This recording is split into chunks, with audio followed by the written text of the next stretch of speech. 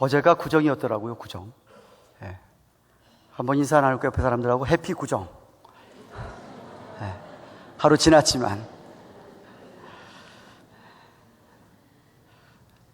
오늘 설교는 제가 여행을 안 갔으면 둘째 주에 해야 할 설교를 오늘 합니다.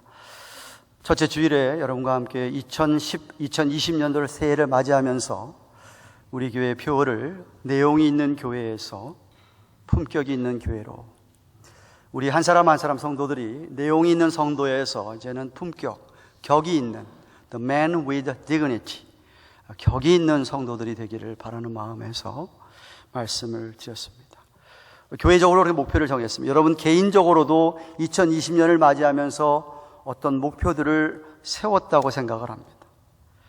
세운 목표를 향하여서 잘 달려가고 계신지요? 둘째 주일에 임 목사님께서 기도로 열린 한 해, 새해를 맞았으니까 기도로 일들을 풀어가고 해결해 나가고 하자는 말씀을 해 주셨습니다. 정말 우리의 목표를 위해서 계속 기도하고 이 시간까지 오셨는지, 지난 주일에는 우리 강태웅 목사님께서 울어야 한다는 말씀을 드렸습니다.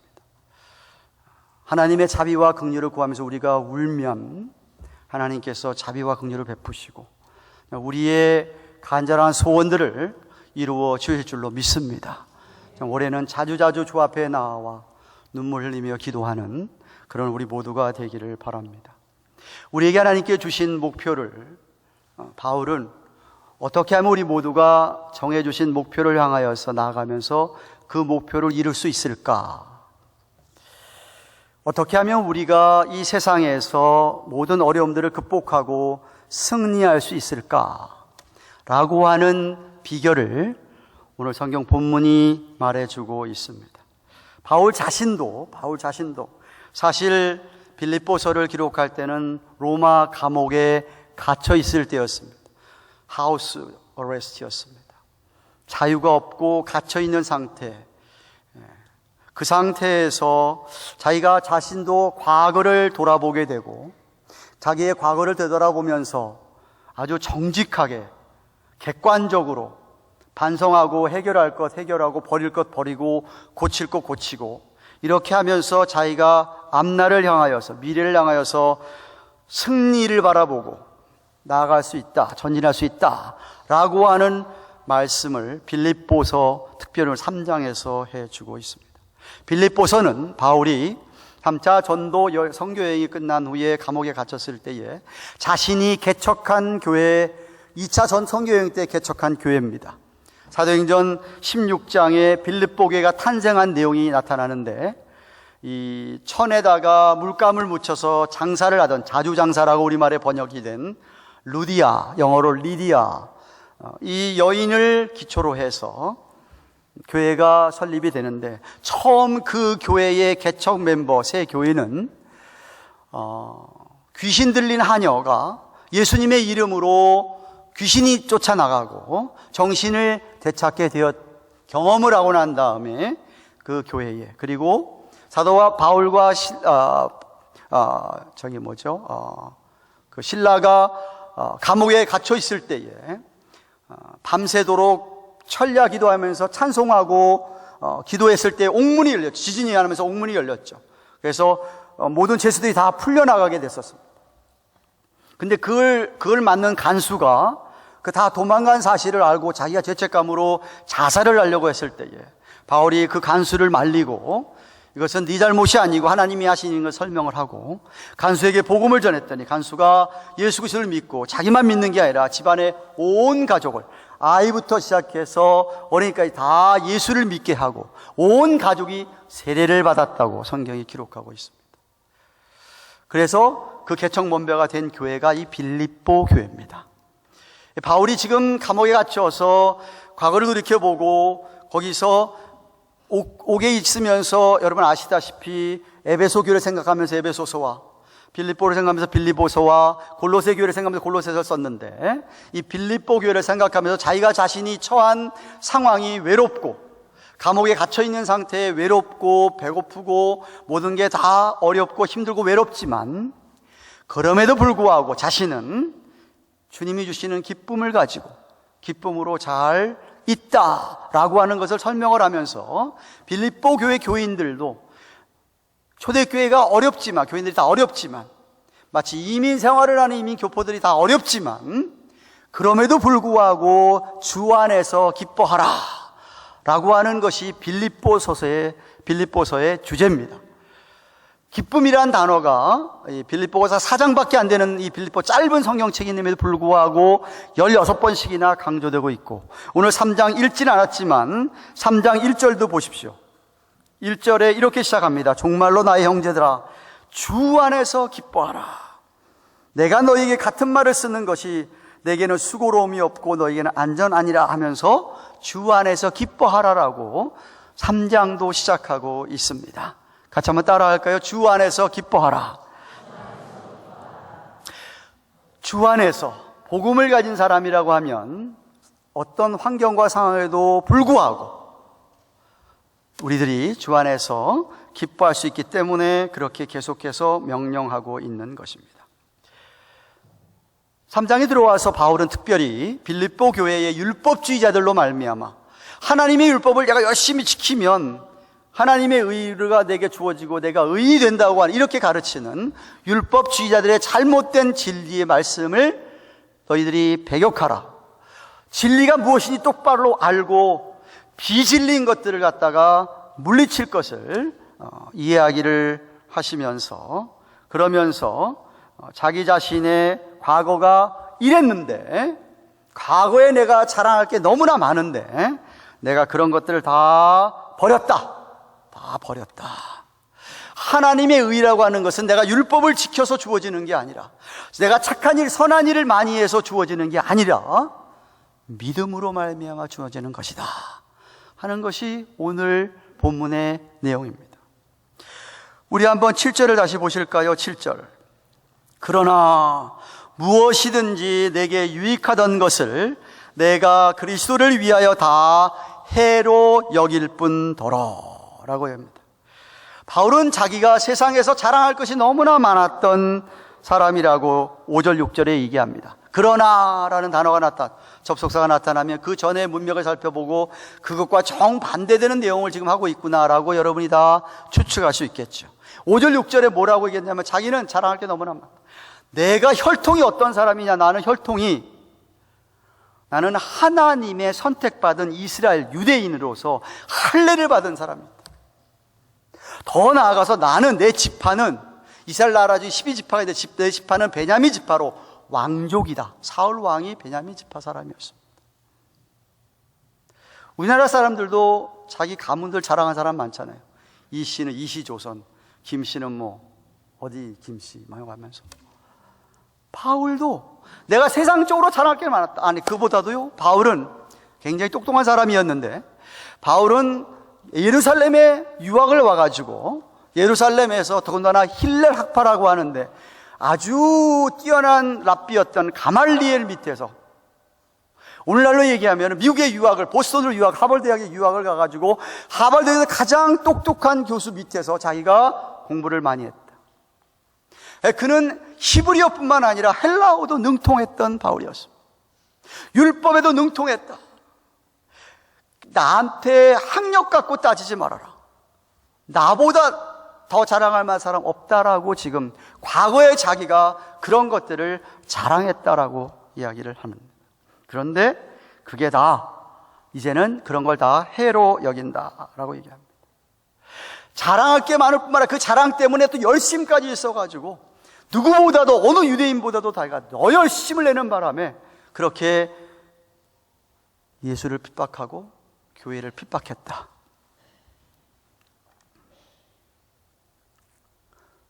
율법학자들이 율법을, 모세오경을 나름대로 613가지 계명을 만들어 놓고 그것만 열심히 잘 지키면은 자기들가 의인이 됐다고 생각하는데, 내가 그렇게 나는 다 지키고 살아왔다 이러면서 자기 의를 자랑했던 그러한 바울이었습니다.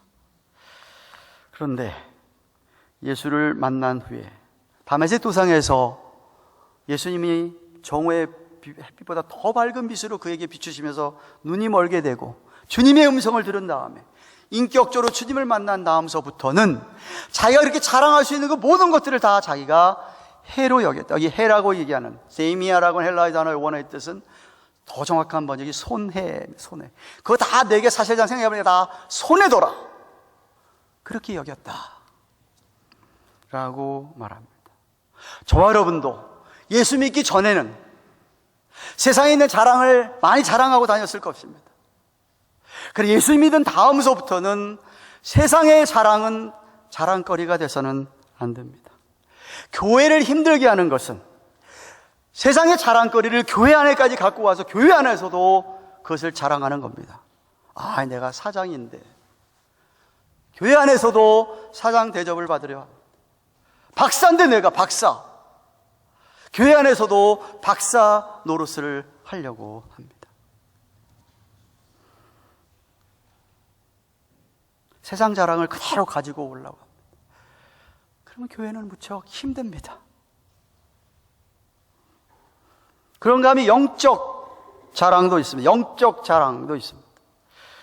자신에게 하나님이 주신 좋은 은사가 있는데, 어떤 은사가 있는데 그 은사를 가진 사람이 다른 사람은 그런 은사 없다고, 그런 은사 없는 사람을 우습게 보는 겁니다.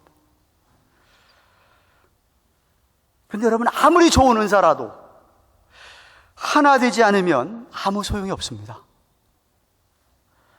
좋은 은사를 가지고 있는데 불구하고 좋은 은사를 가지고 교회를 오히려 하나 되는 것을 깨트리는 분이 있다고 한다면 그분은 오히려 은사가 없는 게 더 나은 겁니다.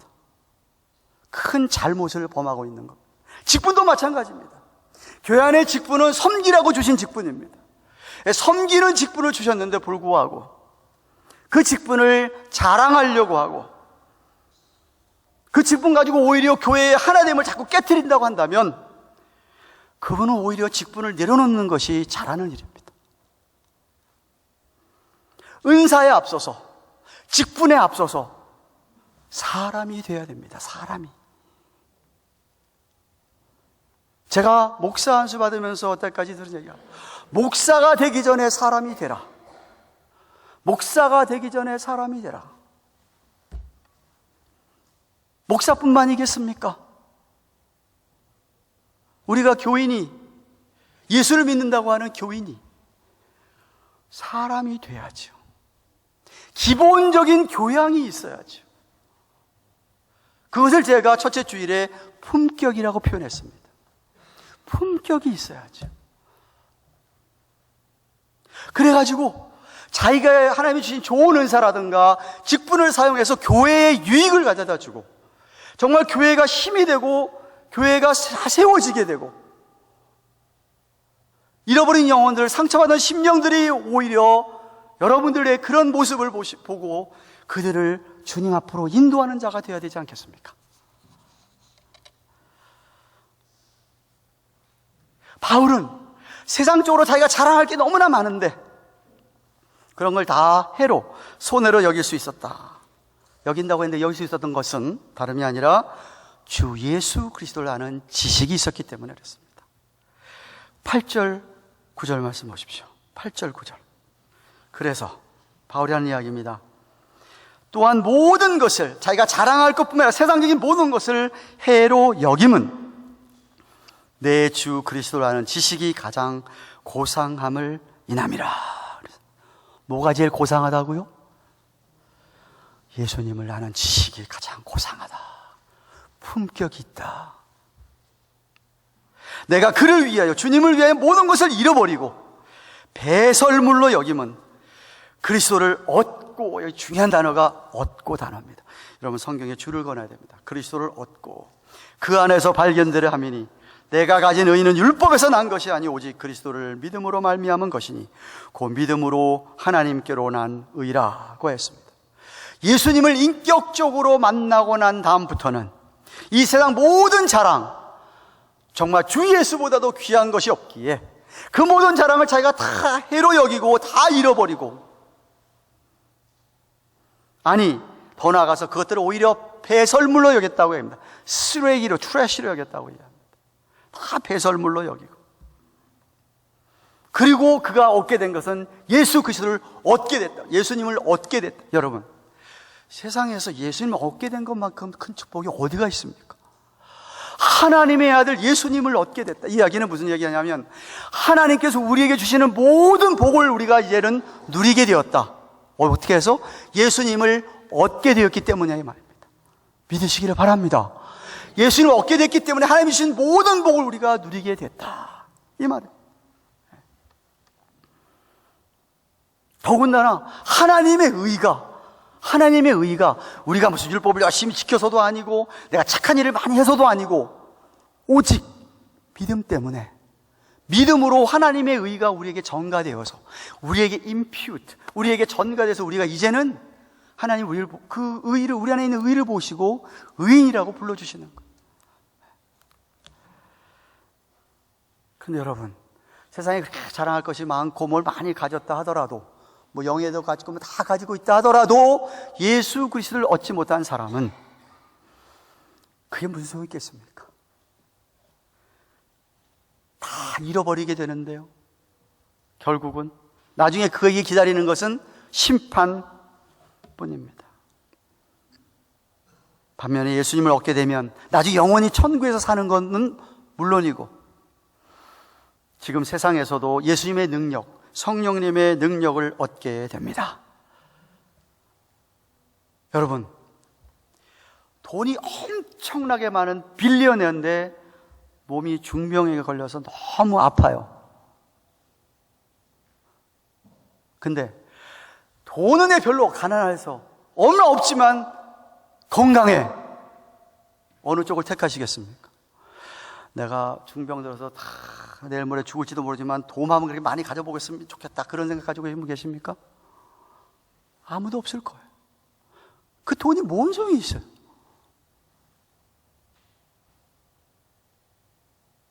예수님을 얻은 사람은 내가 지금 가난해도 부유하다고 성경이 얘기합니다. 부유하다. 왜?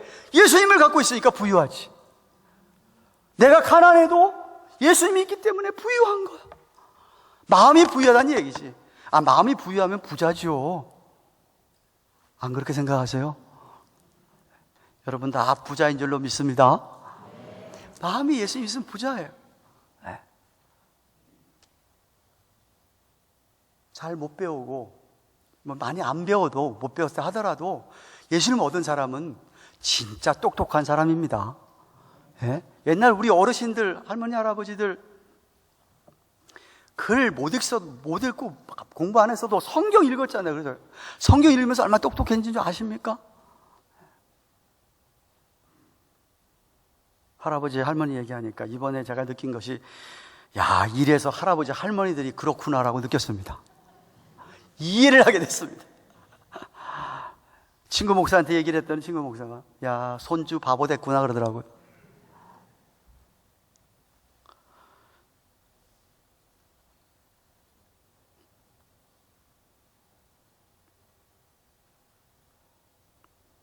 예수님을 얻은 사람은 병이 들어도, 내가 병이 있어도 감사할 수 있습니다. 예수님을 얻었기에. 네. 바울은 이어서 10절 11절에 이렇게 얘기합니다. 내가 그리스도와 그 부활의 권능과 그 고난의 참여함을 알려하여 그의 죽으심을 본받아 어찌하든지 죽은 자 가운데서 부활에 이르려 한다. 우리말에는 이르려냐고 문장이 계속되는 것으로 보이는데 헬라어의 원어는 거기서 문장이 끝납니다. 11절에 제가 거기서 단락을 끄는 겁니다. 부활이 이르려 한다. 여기 10절의 본동사는 알려고 한답니다. 이 알려고 한다를 수식하는 분사가 주님을 본받아, 죽으심을 본받아 라는 겁니다. 그러니까 우리도 죽으심을 본받아서 알려고 해야 된다. 여기 안다는 단어, 기노스코라는 단어는 경험적인 지식입니다. 체험적인 지식입니다. 내가 경험해봐서 아는 지식, 참된 지식이죠. 세 가지를 얘기합니다. 세 가지를. 바울은 내가 처음 그리스도를 만난 그 알게 된 고상한 지식에서 이제는 더 많이 알려고 한다. 그리스도를 더 많이 알려고 한다라고 얘기합니다. 둘째는 부활의 권능을 알려고 한다. 부활의 권능. 부활의 권능을 더 알려고 한다. 사람을 살리는 능력, 죽은 자도 살리는 능력, 영혼이 죽은 사람들을 살리는 능력.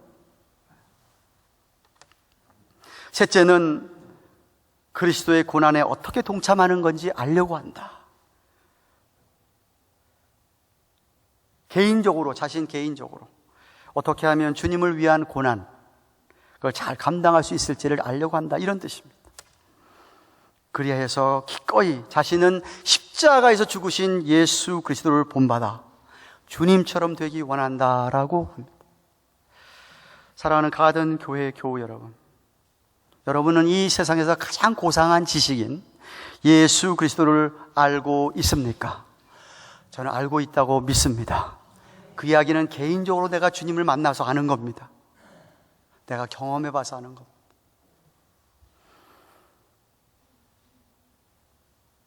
그리고 더욱더 우리는 그리스도를 알아가고 이 부활의 능력과 고난에 동참하는 것이 어떤 것인지를 정말 알 수 있기를 축원합니다.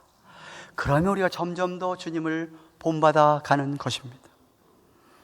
정말 온갖 고난 가운데서 십자가에 죽기까지 낮아지시고 하나님 아버지께 순종하였던 예수님의 모습을 본받기 원합니다. 로마서 6장 6절에 이렇게 바울은 로마 교회에 이렇게 얘기합니다. 우리가 알거니와 우리 옛사람이 예수와 함께 십자가에 못 박힌 것은 죄의 몸을 멸하여 다시는 우리가 죄에게 종로로 타지 않게 하려 함이니. 그 설명을 그 다음 8절에서 11절 이렇게 얘기합니다. 만일 우리가 그리스도와 함께 죽었다면 또한 그와 함께 살 줄도 믿노니 이는 그리스도께서 죽은 자 가운데 사셨음에 다시 죽지 아니하시고 사망이 다시 그를 주장하지 못할 줄을 알미로라. 그의 죽으심은, 잘 들으세요, 보세요, 그의 죽으심은 죄에 대하여 단번에 죽으심이요 그의 살으심은 하나님께 대하여 살으심이니 이와 같이 너희도 너희 자신을 죄에 대하여서는 죽은 자요. 무엇에 대해서 죽은 자라고요? 죄에 대해서는 내가 죽었다. 그 다음에 그리스도 예수 안에서 하나님에 대해서는 산 자로 여길지어다. 여기 중요한 단어가 여길지어다. 오늘 본문에도 여긴다는 단어가 두 번씩 반복됩니다. 빌립보 3장 7절 11절에서도, 오늘 로마서 6장 6절에서 11절 사이에서도 여긴다는 말이 두 번이 반복되는데 굉장히 중요한 말이에요.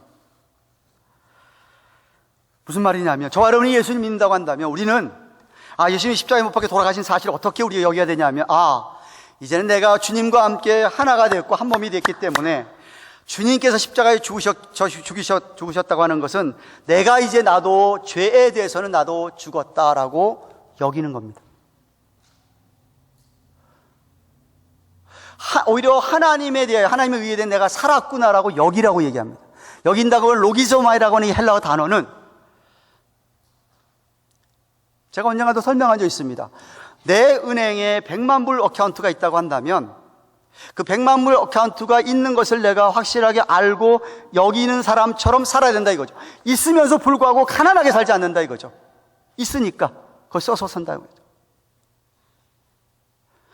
할아버지가 됐습니다. 죄송하게도 이제는 한 목사가 할아버지가 됐다고 여긴다, 이 말은 무슨 말이냐?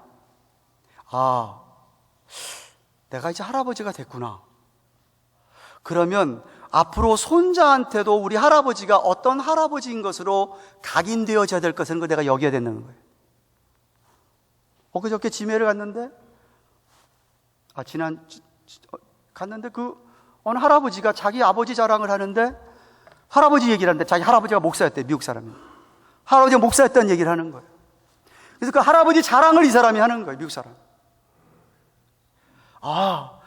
이제부터는 내가 할아버지가 됐다는 거구나. 그러면 이제는 아들 세대뿐만 아니라 손자 세대에게도 어떤 할아버지로 내가 각인되어질 것을 내가 여겨야 된다는 것이죠. 생각해야 된다는 거예요.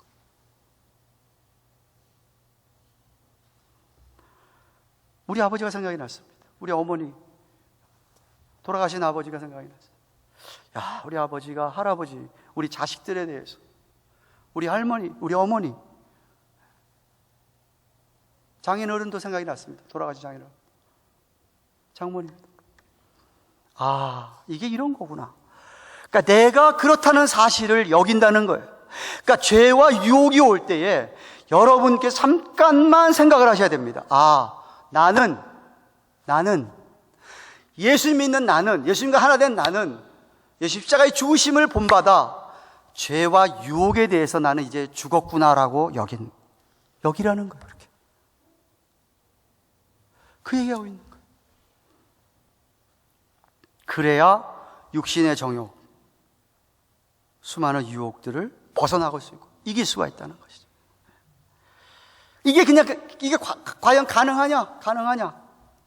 물론 우리가 죄성을 몸에 지니고 있기 때문에 완전하게 그 유혹이나 죄로도 다 자유로울 수는 없습니다만은, 불가능합니다만은, 저와 여러분이 부단히 노력하면 육체의 욕구가 싸우고 훈련하는 이 훈련 과정을 통해서 우리 몸이, 우리 생각이 훈련이 될 수가 있습니다. 그래서 어느 정도 상당한 수준까지는 우리의 육체의 죄에 대한 욕구나 이런 것들을 우리가 이겨나갈 수가 있습니다. 그렇게 살아야만 사실 다른 생명을 살리는 능력이 나타나겠죠. 근데 그렇게 되려면 우리가 자꾸만 나 자신을 자꾸 이렇게 죄에 대해서 죽은 자처럼 나는 죽었다. 난 죽었다. 죽은 사람이 할 수 있는 게 없잖아요. 죽은 사람이. 시체가 할 수 있는 게 없잖아요. 그러니까 나는 내 힘으로 할 수 있는 게 없다. 내 안에 계신 그리스도께서 사신 것이라고 바울이 고백하는 이유가 바로 거기 있는 거예요. 나는 죽었다. 얼마나 우리가 우리 자신 안에 있는 죄성과 치열한 싸움을 해야 되는지 모릅니다. 그만큼 우리가 훈련하고 연습을 해야 됩니다. 그래서 디모데후서 4장 7절 하반절 8절에서 잘 아는 말씀입니다. 오직 경건의 일을 연습을 해라. 연습 좀 해라라고 얘기합니다. 육체의 연습은 약간 유익이 있지만 경건은 범사에 유익하니 금생과 내생의 약속이 있다. 그러니까 우리의 몸과 마음을 자꾸만 연습을 하는 거예요. 이건 아니지. 아니다. 이건 기다. 맞다. 자꾸 프랙티스 연습을 하는 거예요. 제가요, 여러분도 읽으셨나 모르겠습니다. LA에 있으면서 데일리 브레드로 콰이어타임을 하다가 말콤 글래드웰이라는 캐나디안 작가인데, 이분이 보통 사람이 어느 분야에 있어서 숙련가, 전문가가 되려면 10,000시간의 연습이 필요합니다. 10,000시간. 꽃꽂이 이런 거를 전문적으로 이렇게 하려고 그러면 10,000시간을 이걸 연습을 해야 이렇게 나온다는 거. 10,000시간을 해야 된다. 10,000시간이면은 다른 거 아무것도 안 하고 그 일만 하루 8시간씩 하면은 계산해보니까 5년을 그 일만 해야 돼. 5년 이상. 전문가, 숙련, 그 방면에서 내가 전문가 숙련가 되려면 10,000시간을 연습해야 된답니다. 유명한 테너 가수, 오페라 가수 이규철 씨라는 서울대 성악과를 졸업하고 독일 쾰른에 가서 공부하고 지금 서울대 교수로 있고 서울대 오페라단의 연구원으로 계신 성악가가 있습니다. 그분이 이렇게 얘기합니다. 오페라 아리아를 한 곡을 부르려면, 오페라 아리아 한 곡을 잘하려면 그 똑같은 곡 오페라 아리아를 500번 연습해야 됩니다. 500번. 500번을 연습해야 된대요. 성악가가 하는 이야기예요? 전문가가 하는 이야기예요? 헌금송 하면서 몇 번 연습하시는지 잘 모르겠네.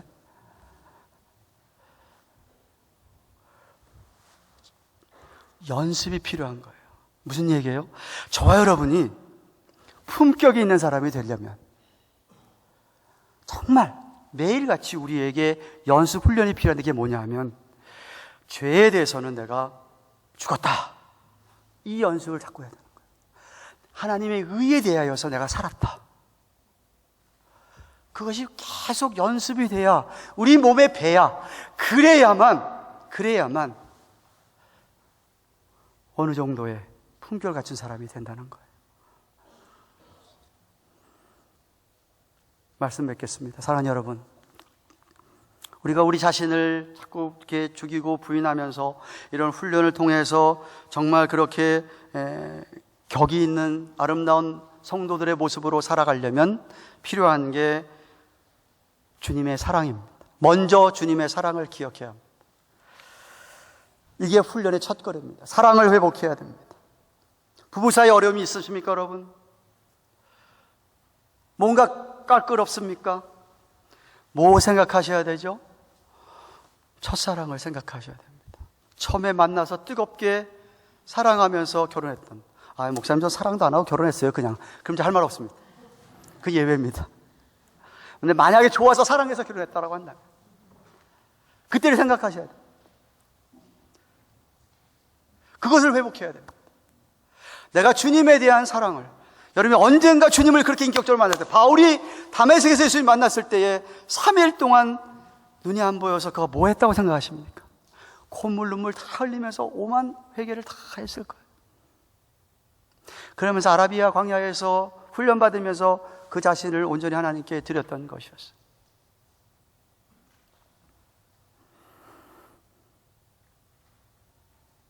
에베소 교회 교인들은 그 처음 사랑을 잃어버렸기 때문에 열심히 하는 것 같은데 우리 주님께 책망을 받았습니다.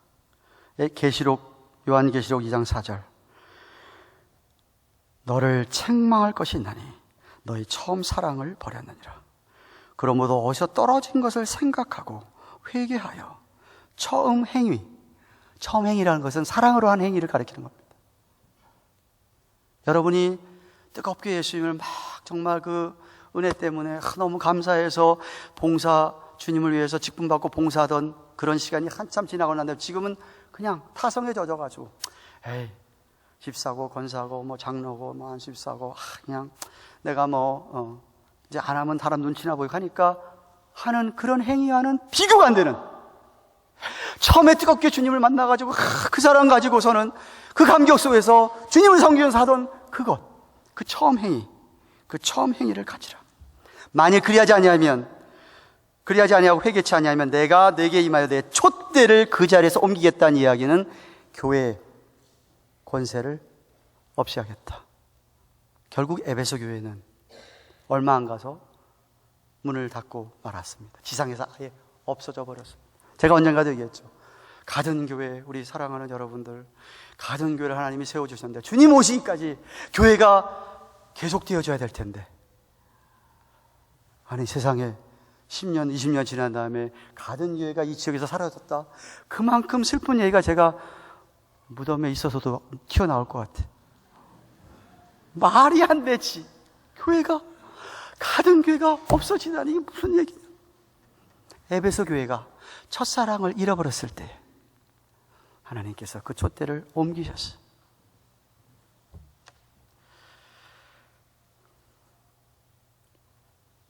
하나님께서 우리를 떠나셔 본 적이 없습니다.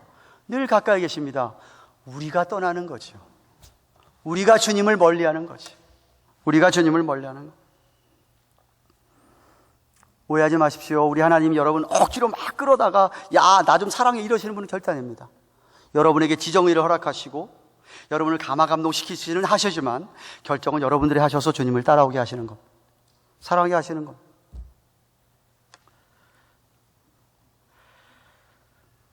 정말 하나님과 멀어지는 것은 두려운 일입니다. 어찌하든 여러분 주님과 가까이 하셔야 됩니다. 붙어 있으셔야 됩니다. 그래야 닮아가지요. 여러분이 사랑하는 사람과 붙어 살아보십시오. 닮아갑니다.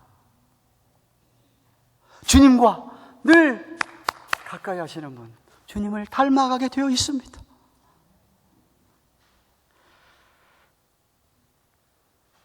그런데 그런 가까이함이 없다면 첫사랑을 유지하고는 유지 못하는 건 말할 것도 없고 오히려 잃어버리고 멀어지게 되는 겁니다. 모세도 다윗도 늘 주님과 이렇게 함께 있기 때문에 더 주님을 사랑하게 되고 그렇게 하나님 앞에 하나님 마음에 합한 자로서 세워져 갈 수 있었던 것입니다. 여러분 가까이 하셔야 됩니다. 주님의 가르침이, 주님의 말씀이 여러분 삶의 내비게이션이 되어야 됩니다. 내비게이션 없으면 우리 아무도 못 가잖아요. 제가 처음 교회를 개척할 때마다 이만한 지도 가지고 신방했습니다. 집 찾아가고 주소 찾아가서. 언제부턴가 내비게이션 나온부터는 그냥 틀기만 하면 다 가르쳐 주잖아요. 주님이 여러분의 삶의 내비게이션이 되기를 축원합니다. 다 해결됩니다. 다 해결됩니다.